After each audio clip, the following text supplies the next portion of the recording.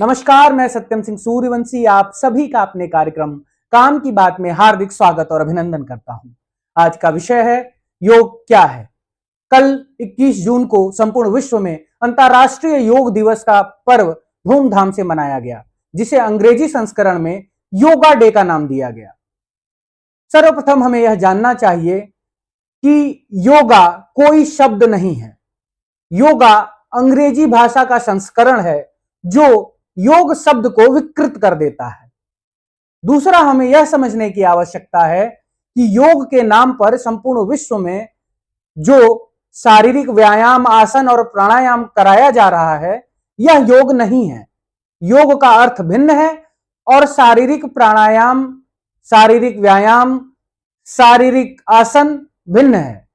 यह शारीरिक क्रियाएं हैं जो शरीर को स्वस्थ रखने के लिए आवश्यक होती हैं, लेकिन योग यह भौतिक क्रिया नहीं है। योग एक आध्यात्मिक क्रिया है, वह आंतरिक क्रिया है। और योग को समझने के लिए हमें यह समझना पड़ेगा कि मानव शरीर में प्राण और आत्मा होती है। मानव शरीर में प्राण जीवन ऊर्जा के स्वरूप में कार्य करती है और आत्मा उसके अंदर स्थित ईश्वर का अंश है, जहां प्राण प्रकृति का अंश है।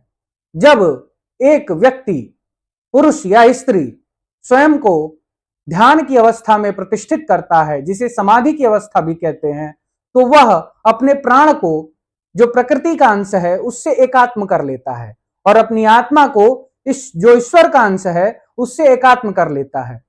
जब प्राण प्रकृति से और आत्मा ईश्वर से एकात्म हो जाता है तो इसी एकात्मता को योग कहा गया है और यह वास्तविक आध्यात्मिक योग है। वह योग जो व्यक्ति को योगी के स्वरूप में प्रतिष्ठित करती है। अपना नाम योगी रख लेने से कोई योगी नहीं हो जाता है। जैसे उत्तर प्रदेश के माननीय मुख्यमंत्री अजय सिंह बिष्ट जी स्वयं को योगी कहते हैं, लेकिन योगी कहने से वह योगी नहीं हो जाते हैं, क्योंकि उन्हें योग नहीं मालूम है।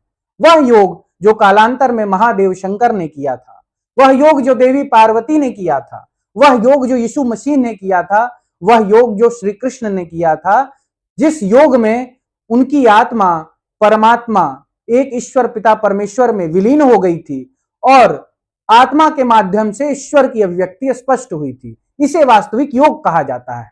लेकिन यह हास्यास्पद विषय है कि आज योग का संदर्भ ही बदल गया है और वह शारीरिक व्यायाम, आसन और प्राणायाम तक सीमित हो गया है। इसी के साथ आज का विषय समाप्त होता है।